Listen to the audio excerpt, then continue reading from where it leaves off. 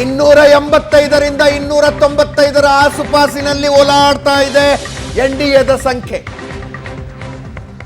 NDA ಮೈತ್ರಿಕೂಟಕ್ಕೆ ಸರಳ ಬಹುಮತ ಇದೆ, ಪ್ರೊವೈಡೆಡ್ ಬಿಜೆಪಿಯ ಮಿತ್ರ ಪಕ್ಷಗಳ ಬಿಜೆಪಿಯ ಜೊತೆಗೆ ಉಳ್ಕೊಂಡ್ರೆ. ಬಿಜೆಪಿ ಆಫರ್ ಮಾಡುವುದಕ್ಕಿಂತ ಹೆಚ್ಚಿನದನ್ನ ಕಾಂಗ್ರೆಸ್ ಮತ್ತು ಕಾಂಗ್ರೆಸ್ನ ಮಿತ್ರಕೂಟ ಎನ್ಡಿಎ ಮಿತ್ರ ಪಕ್ಷಗಳಿಗೆ ಮಾಡಬಹುದು.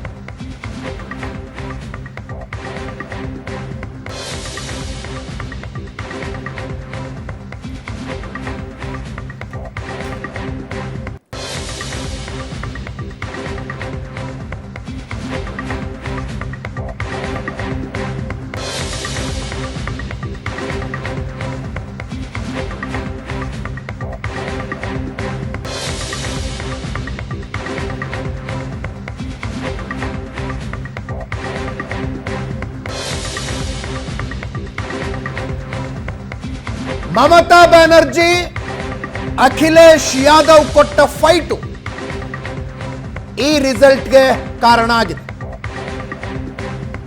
ರಾಜಸ್ಥಾನ ಬಿಜೆಪಿಯ ಕುಸಿತದ ಭವಿಷ್ಯ ನುಡಿಯಲಾಗಿತ್ತು, ಕುಸಿದಿದೆ.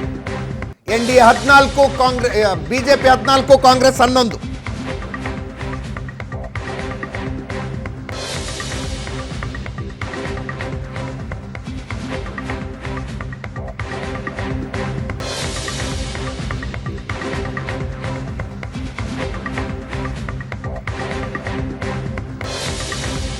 ಪಶ್ಚಿಮ ಬಂಗಾಳ 30 ಟಿಎಂಸಿ, 11 ಬಿಜೆಪಿ, ಕಾಂಗ್ರೆಸ್ 1. ಕಳೆದ ಸಲ 18 ಸ್ಥಾನ ಪಡೆದಿದ್ದ ಬಿಜೆಪಿ ಈ ಸಲ 7 ಕ್ಷೇತ್ರಗಳನ್ನು ಕಳಕೊಂಡಿದೆ. ಕಳೆದ ಸಲ 2 ಕ್ಷೇತ್ರಗಳಲ್ಲಿ ಗೆದ್ದಿದ್ದ ಕಾಂಗ್ರೆಸ್ 1 ಕ್ಷೇತ್ರ ಕಳಕೊಂಡಿದೆ. 2 ರಾಷ್ಟ್ರೀಯ ಪಕ್ಷಗಳ ಲಾಸ್ನ ನೇರ ಲಾಭವನ್ನ ಮಮತಾ ಬ್ಯಾನರ್ಜಿ ತೆಗೆದುಕೊಂಡಿದ್ದಾರೆ.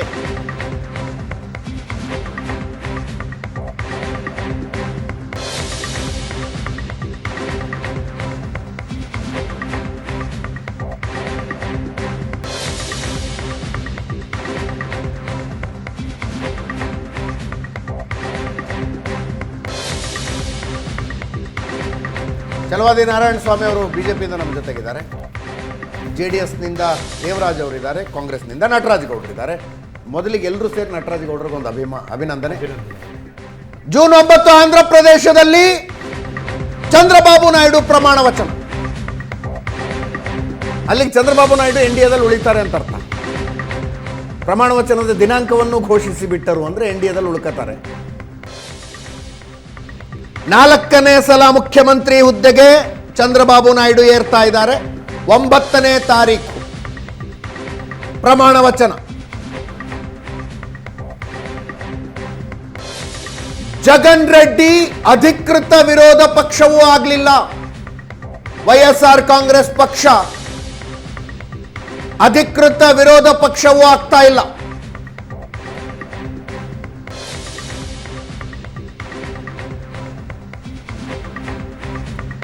ಮೈತ್ರಿಯಲ್ಲಿ 21 ಕ್ಷೇತ್ರಗಳಲ್ಲಿ ಸ್ಪರ್ಧಿಸಿದ್ದ ಪವನ್ ಕಲ್ಯಾಣ್ರ ಜನಸೇನಾ 20 ಕ್ಷೇತ್ರಗಳಲ್ಲಿ ಮುನ್ನಡೆಯಲ್ಲಿದೆ. ಕಳೆದ ಸಲ 1 ಕ್ಷೇತ್ರ ಗೆದ್ದಿದ್ರಷ್ಟೇ.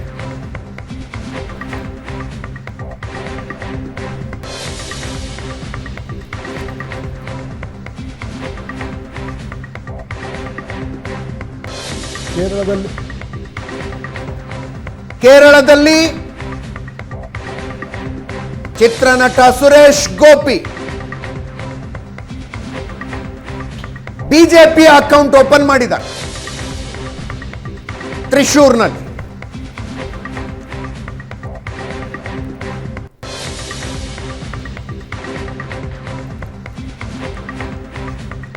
$70,000 ಮತಗಳ ಅಂತರದಲ್ಲಿ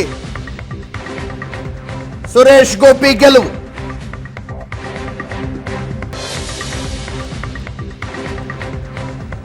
ಕೇರಳದಲ್ಲಿ ಬಿಜೆಪಿಯ ವೋಟ್ ಶೇರ್ ಇದುವರೆಗೂ ನಡೆದಿರುವ ಮತ ಎಣಿಕೆಯಲ್ಲಿ 16.37 ಇದೆ. 16.37. Congress 35.53.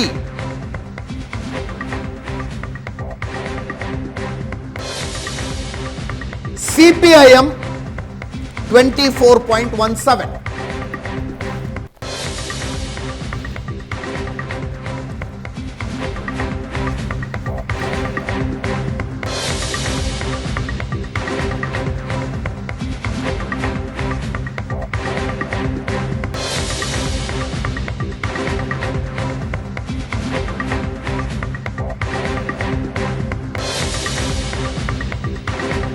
UDF 17, BJP 2, LDF 1.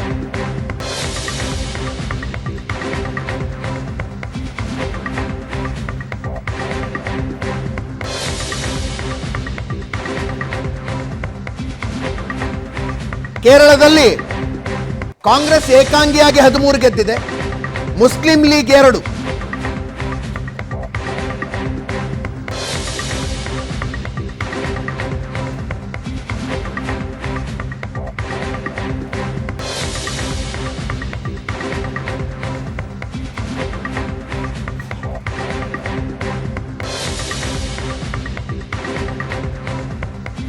Thrissur BJP account open ಮಾಡಿ.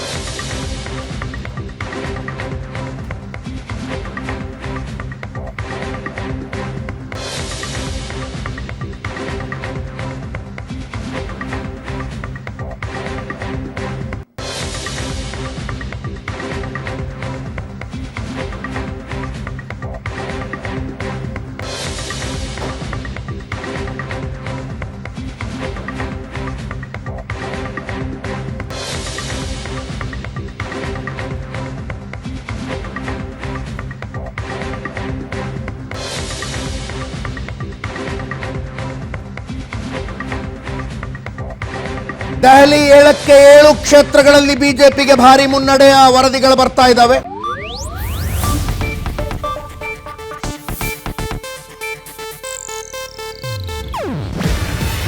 ಇದು ಏಷ್ಯಾನೆಟ್ ನ್ಯೂಸ್ ನೆಟ್ವರ್ಕ್ ಪ್ರಸ್ತುತಿ. ನೀವು ನೋಡ್ತಿದ್ದೀರಾ ಏಷ್ಯಾನೆಟ್ ಸುವರ್ಣ ನ್ಯೂಸ್.